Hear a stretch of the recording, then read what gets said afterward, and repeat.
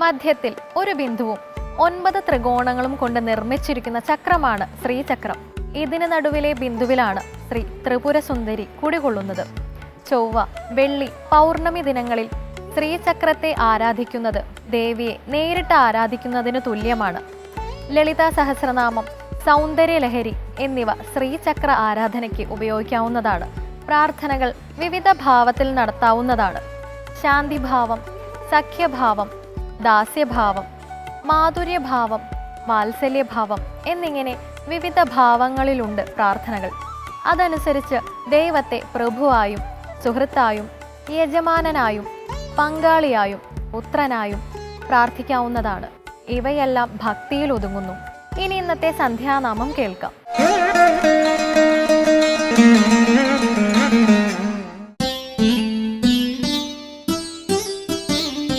ശ്രീരാമ രാമ ശ്രീരാമ രാമ ശ്രീരാമ രാമ ശ്രീരാമചന്ദ്ര ശ്രീരാമ രാമ ശ്രീരാമ രാമ ശ്രീരാമ രാമ ശ്രീരാമചന്ദ്ര.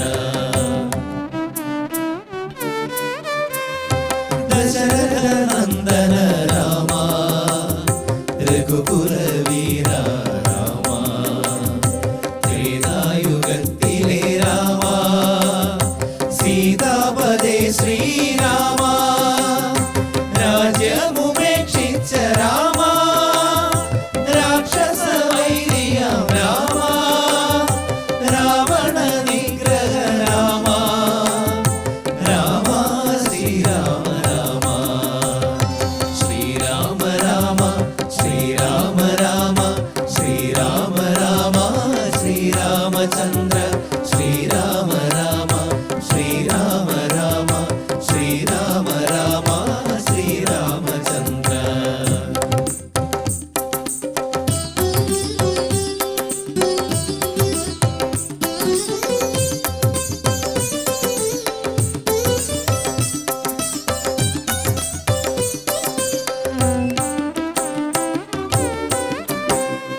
രാവും പകലും നിന്നാമം നാവിലൊലിക്കണേ രാമ മൗഢ്യമകറ്റണേ രാമ മംഗളദായക രാമ നിഷ്കാമകർമ്മങ്ങൾ രാമ എന്നിഷ്ടയായി തീരണേ രാമ മോഹാന്ധകാരത്തിൽ നിന്നും മോചനമേകണേ രാമ ശ്രീരാമ രാമ ശ്രീരാമ രാമ ശ്രീരാമ രാമ ശ്രീരാമചന്ദ്ര ശ്രീരാമ രാമ ശ്രീരാമ രാമ ശ്രീരാമ രാമ ശ്രീരാമചന്ദ്ര.